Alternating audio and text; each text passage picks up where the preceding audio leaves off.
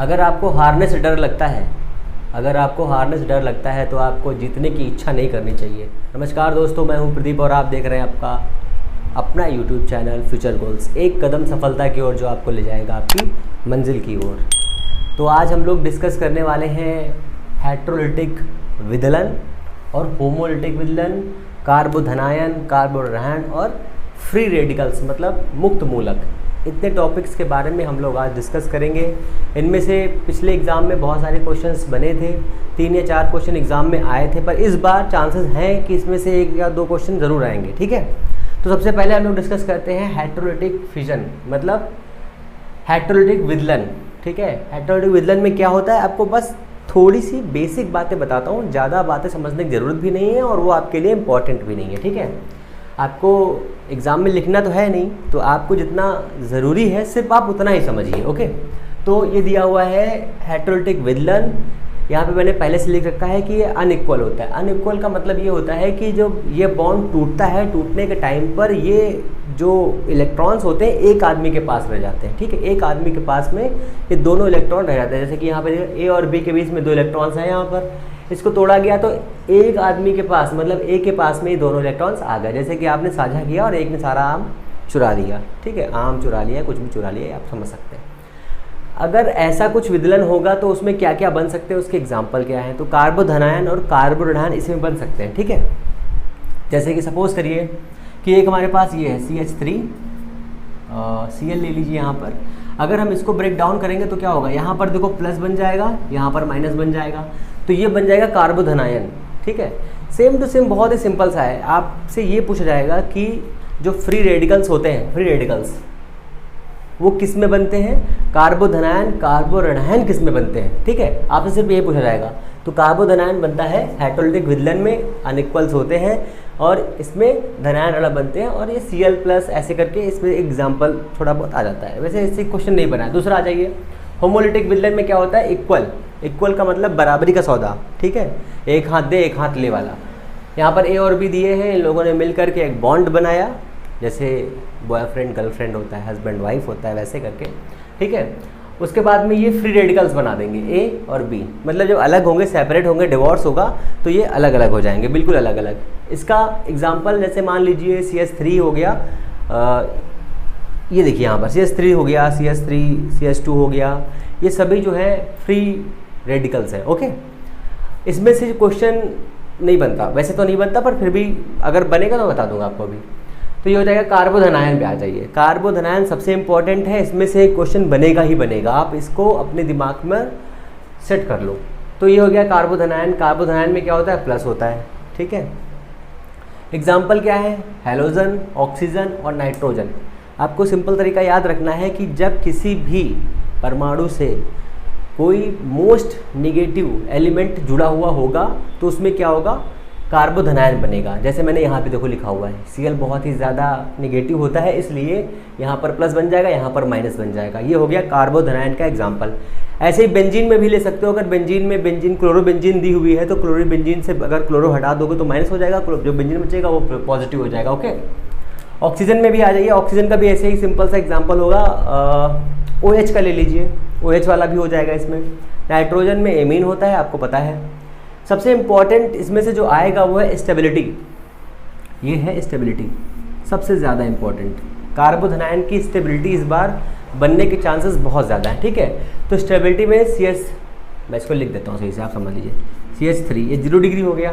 ठीक है, फिर ये हो गया CH3 CH2, यहाँ प्लस लगाना है, CH2+ का, फिर इससे बड़ा हो जाएगा CH3 का होल ट्वाइस CH, फिर हो जाएगा इससे CH3 का होल थ्राइस C+। मैक्सिमम किसका स्टेबिलिटी है, इसकी मैक्सिमम CH3 का होल थ्राइस C+ की स्टेबिलिटी रहेगी। कम किसकी रहेगी, मेथिल समूह की। ठीक है, इसमें से यही क्वेश्चन पूछ सकता है कि 0 डिग्री, 1 डिग्री, 2 डिग्री, 3 डिग्री में कौन सबसे ज़्यादा स्टेबल है, कौन सा आयन या कौन सा कार्बोधनायन सबसे ज़्यादा स्टेबल है, आपसे यही क्वेश्चन पूछा जाएगा बस। इसमें से ये भी पूछ सकता है कि इसमें कौन कौन से नेगेटिव एलिमेंट जोड़ सकते हैं। तो X का मतलब हो जाता है फ्लोरीन, क्लोरीन, ब्रोमीन, आयोडीन। ये सारे के सारे जो है मोस्ट निगेटिव होते हैं। जब किसी भी एलिमेंट से, कार्बन परमाणु से, किसी भी एल्किल समूह से ये जुड़ेंगे जा कर के, तो क्या होगा, उसमें जो है प्लस बनेगा और जो नेगेटिव वाला है उसमें नेगेटिव बनेगा। यही आपको कार्बोधनायन बना के देगा। अगर कोई पॉजिटिव होगा तो वो बनाएगा आपको हाँ कार्बो ऋणायन बनाएगा, ठीक है, उसमें पॉजिटिव वाला होगा। अब इससे भी इम्पॉर्टेंट एक क्वेश्चन है, मैंने पहले बताया था आपको वीडियो में कि C+ पर कौन सा संकरण होता है। इस बार ये क्वेश्चन शायद एग्जाम में आने के चांसेस हैं, ठीक है। तो C+ पर sp2 है। मैं इसके साथ में एक और चीज़ कर देता हूँ कि C- पर sp3 है संकरण। आपको इसीलिए कंफ्यूज करने के लिए क्वेश्चन बन सकता है कि C+ पर क्या होता है, C- पर क्या होता है, C पर क्या होता है। C पर भी sp3 होता है, ओके। अब आ जाइए कार्बो ऋणायन पर। कार्बो ऋणायन कैसे बनेगा, इसका इंडिकेशन मैंने पहले लिख रखा है। किस किस एलिमेंट में पाया जाएगा, हाइड्रोजन में पाया जाएगा, बोरान में पाया जाएगा, मेटल में पाया जाएगा और RMgX में पाया जाएगा। RMgX क्या होता है, ग्रिग्नार्ड अभिकर्मक होता है ये, ठीक है। इससे भी इस पिछले एग्जाम में 2016 के एग्जाम में इससे क्वेश्चन पूछा गया था कि RMgX कैसा कार्बोधनायन है या कार्बो ऋणायन है। तो अब आपको समझ में आ गया होगा कि RMgX जो है क्या है, कार्बो ऋणायन है, ठीक है। अब इसमें कैसे क्या करना है इसको भी समझ लीजिए। जैसे यहाँ पर H दिया है तो हमने ले लिया CH4। अगर आप इसको ब्रेक डाउन करेंगे तो कैसे करेंगे, तो यहाँ पर हो जाएगा CH3, ये हो जाएगा माइनस, ये हो जाएगा H+।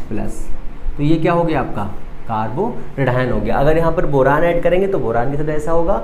अगर RMgX का करेंगे तो RMgX भी ऐसा ही हो जाएगा। RMgX का एग्जाम्पल समझ लीजिएगा। यहाँ पर देखिए R हो गया, Mg हो गया और ये X हो गया। Mg की 2+ होती है, R हमारा एल्किल समूह होता है, ठीक है। तो यहाँ पर जब ये प्लस है तो यहाँ पर माइनस ऑटोमेटिकली हो जाएगा। एक यहाँ माइनस, एक यहाँ माइनस, दो माइनस बैलेंस हो जाएंगे। इसलिए क्या हो जाएगा, ये RMgX में जो एल्किल समूह दिया हुआ है वो समूह क्या हो जाएगा, कार्बो ऋणायन हो जाएगा, ठीक है। अब आ जाइए फ्री रेडिकल्स। फ्री रेडिकल्स आपको समझ लीजिए एक तरह से होमोलिटिक फिजलन जो होता है उसी हिसाब से होता है। इसमें कुछ भी एक्स्ट्रा करने की ज़रूरत नहीं है, आपको समझने की ज़रूरत नहीं है। बट जो कार्बो ऋणायन है उसकी स्टेबिलिटी आपको याद रखनी है, जस्ट अपोजिट होती। देखिए इसकी 0 मैक्सिमम 3 डिग्री की है, इसमें देखिए मैक्सिमम 0 डिग्री की है। तो आपको ये दिमाग में याद रखना है कि कार्बोधनायन और कार्बो ऋणायन में कन्फ्यूज़न ज़्यादा होगा, बट आप बने रहिए इसके साथ में तो आपको कोई दिक्कत नहीं होगी मेरे साथ। तो देखिए यहाँ पर हो जाएगा CH3, ये हो जाएगा -1। दूसरे में आ जाइए CH3 CH2, ये माइनस दूसरा वाला हो गया। इसी प्रकार तीसरे में आ जाइए, मतलब 3 डिग्री में आ जाएगा CH3 का होल ट्वाइस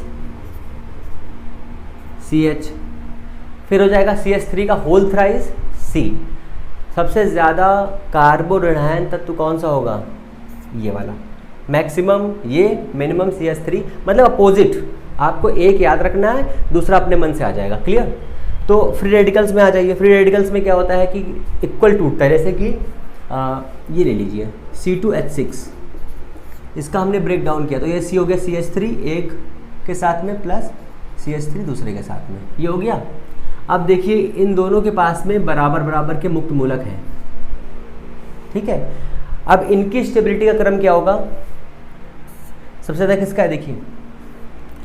तो ये जो स्टेबिलिटी है कार्बोधनायन की तरह कार्य करती है। आपको बस यही कंपैरिजन याद रखना है कि कार्बोधनायन की तरह ही जो मुक्त मूलक होते हैं उनकी स्टेबिलिटी काम करती है। मैं एक बार फिर से आपका कोई क्वेश्चन करा दूँ जिससे आपको इसी क्लास में याद भी हो जाए, ठीक है।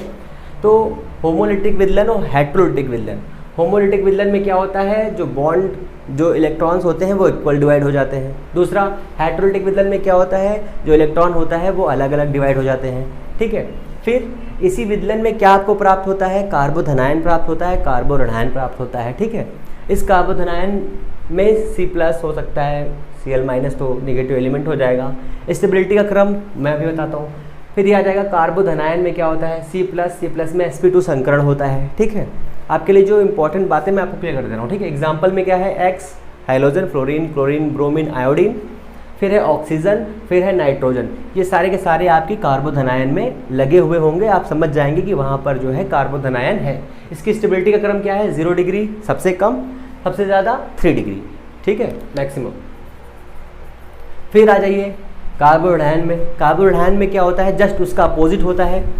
अपोजिट के लिए सबसे पहले कार्बन निगेटिव आयन पर कौन सा संकरण होता है, sp3 संकरण होता है। एग्जाम्पल क्या है, हाइड्रोजन, बोरान, मेटल, मेटल का मतलब सोडियम हो गया, जैसे मैग्नीशियम हो गया, ठीक है, ऐसे प्लेटिनम हो गया, जो भी मेटल्स हैं उन सभी के लिए।